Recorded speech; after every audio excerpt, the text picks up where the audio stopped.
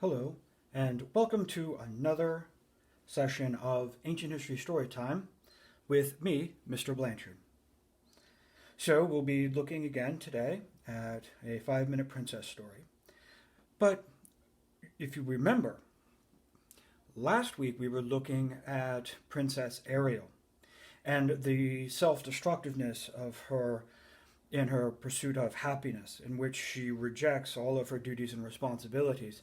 And in this pursuit of love, this guided by her emotional rather than her logic and her reason, and the complete abdication of all responsibility given to her from nature and from her father.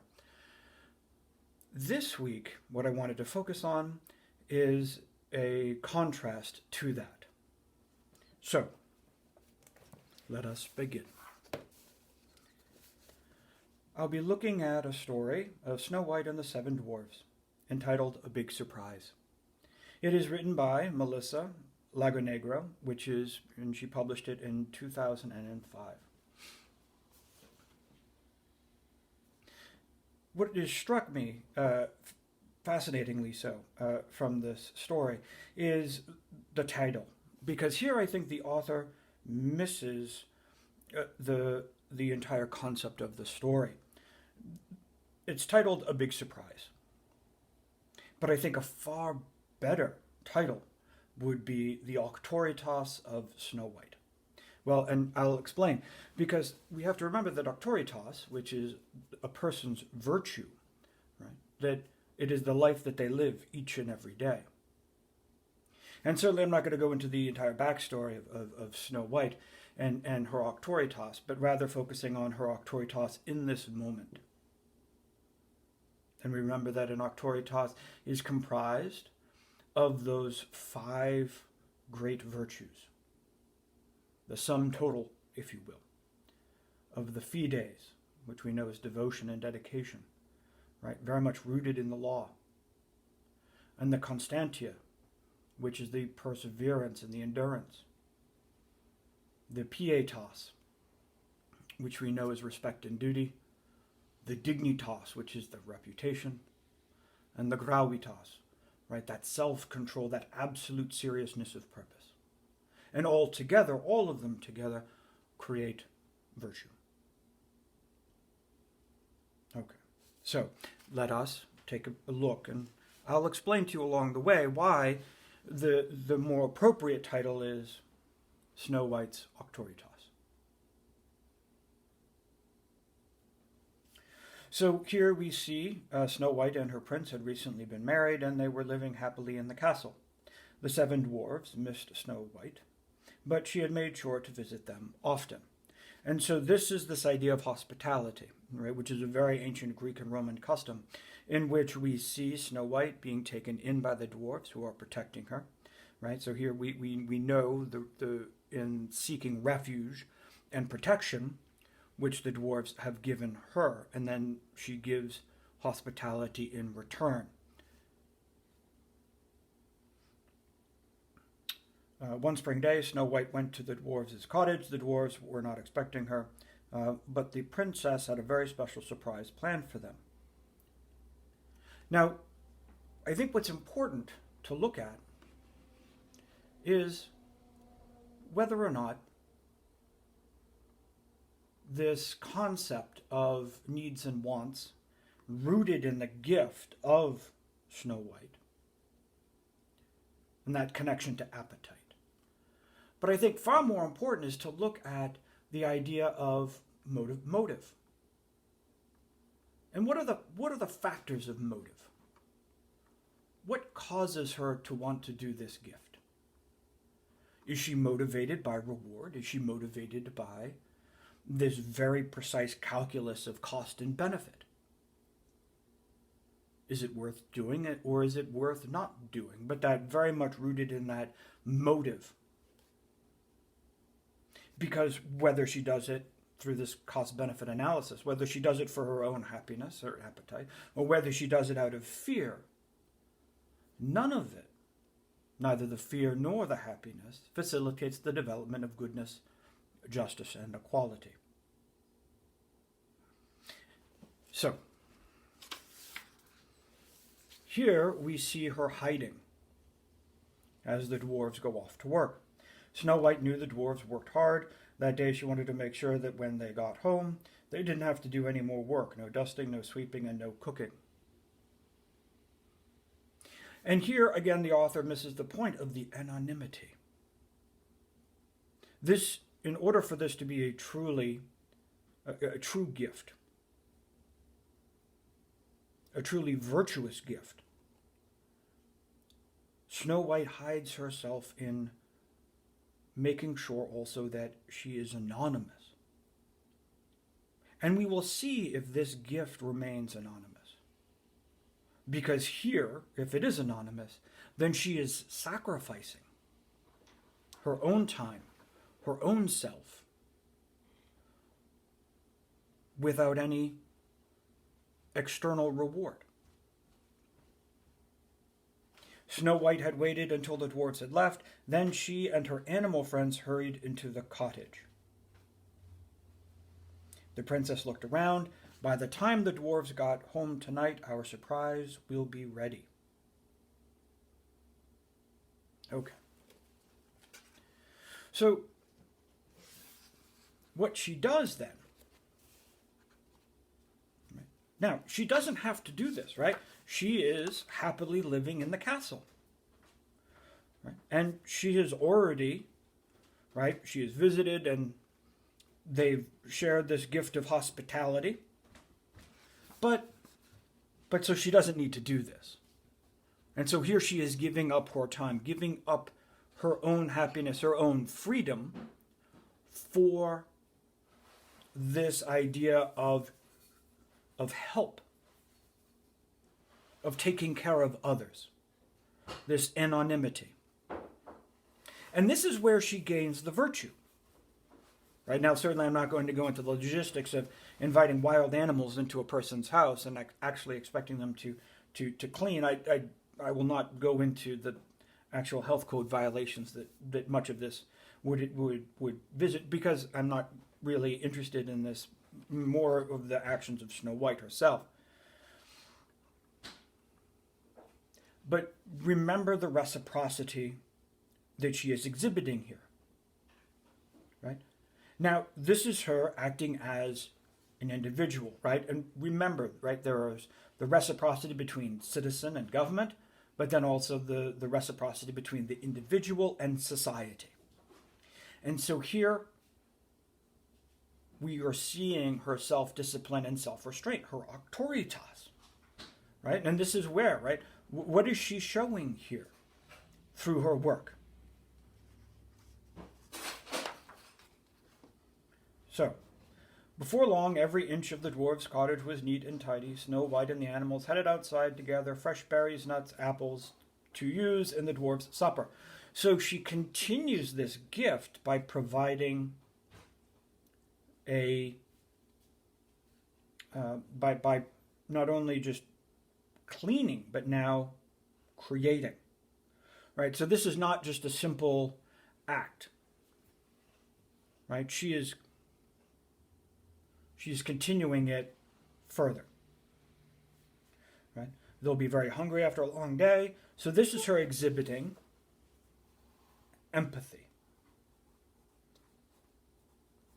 not sympathy.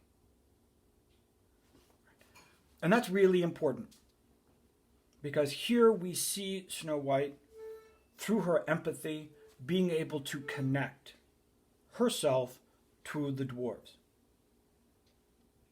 And so I go back to this idea of happily. She is happy, and yet she is sacrificing this happiness for the community. Luckily, the blueberry bushes, right, lots of ripe fruit and baskets was quickly filled. They'll make a dessert, blueberry pie. Next, the princess and her friend strolled into a meadow. They found some wildflowers. Lovely, said Snow White, as she sniffed a blossom. These will be perfect for the table.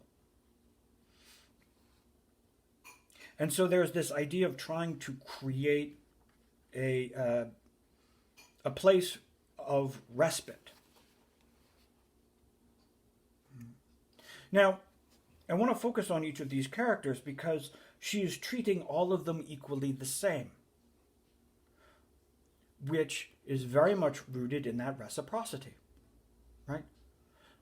In which Snow White accepts people regardless of their different powers or their right into an equality that rejects power, right? That's the society, right? The interdependence of the shared living as well as the conformity. Now conformity, right? Where are they sacrificing independence and their individuality for cohabitation and community?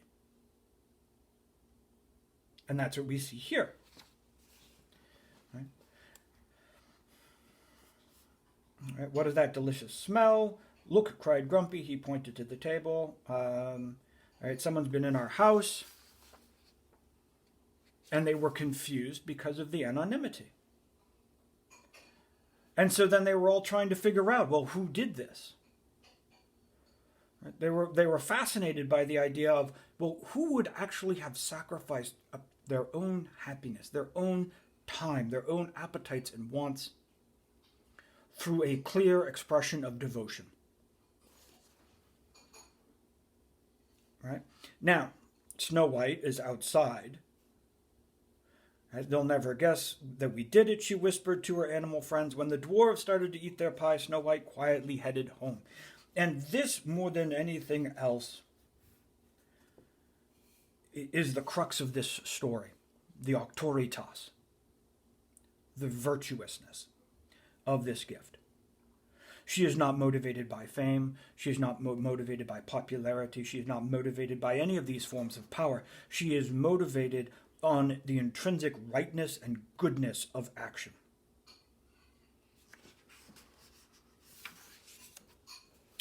Right? And then the dwarves continue to argue amongst themselves, trying to figure out who did this. And yet, it doesn't matter. Because in the end, right, and if we look at the beds, right, and again, I am fascinated by this idea. Each bed is labeled with a name. And each name is a different personality. They each have a different power. There's Stalk, there's Sneezy, there's Bashful, right? There's a whole variety of them. They're Sleepy. And yet she treats all of them equally the same. And it is this equality that allows for the cohabitation. And so what does she gain out of this? Well, she gains goodness. And so we see this truly special gift of rooted in dedication and self-sacrifice and self-control. And this is what Snow White does.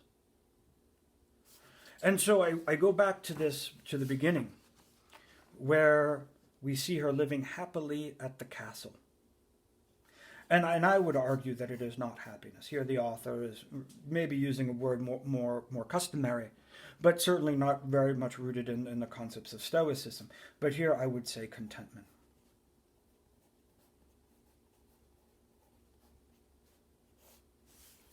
Because what allows her to do this truly generous gift is that she is moderate and she is content. And what a startling contrast to Ariel. Ariel, who rejects all of her duties and responsibilities. Right? She abdicates that for love. And here we see not love, but again, I go to this word devotion. The self-sacrifice, rooted in this hospitality and the fulfillment of reciprocity. We know that by her sacrifice, she has created peace and stability and contentment. That connection between the individual and the society, where she embraces the goodness necessary to be a member of society. rather than her own individuality, rather than looking at all of those motives that are connected with that cost-benefit analysis. And instead, we see her achieving, right, that idea of compassion and contentment. You have to remember that when we look here at this passage, in which I pointed out her empathy, this is very much the ethical.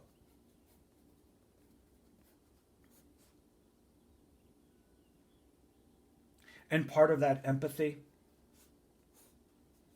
is the idea of mercy.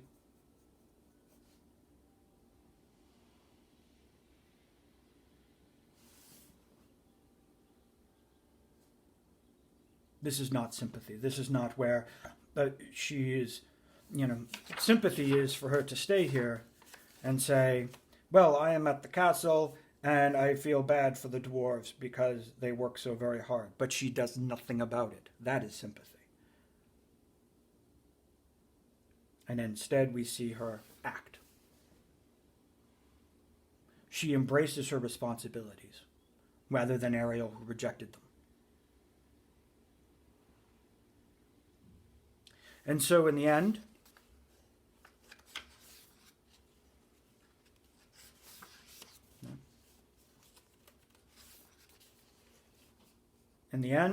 we see that she creates peace. And that, maintaining the delicate balance of mutual sacrifice, that is why the story should be called The Auctoritas of Snow White and the Seven Dwarfs. I hope that you had enjoyed this. I hope that you enjoyed this session of Ancient History Storytime with me, Mr. Blanchard. And I look forward to sharing our next story next week. Right? Because I think it would be good for us to look at what happens when a person becomes so self-consumed, right, that they destroy themselves. And where we see the devotion of Snow White, here we see the narcissistic, self-destructive behavior of the queen. Her megalomania, her love of self, her emotion, her hatred, her jealousy and rage bring about this self-destructive behavior in which she sacrifices the very thing that she craves to destroy another person. Right? And what a startling contrast between this queen here and the original story. This is the pursuit of happiness. This is what the pursuit of happiness leads to. Not just a mirror on the wall that consistently tells her how beautiful she is, but this gnawing, emotional, passionate obsession with beauty. And she destroys her own beauty in order to destroy the beauty of another. But that's immoral for another time. Have a good day, and stay tuned for the next Ancient History Storytime.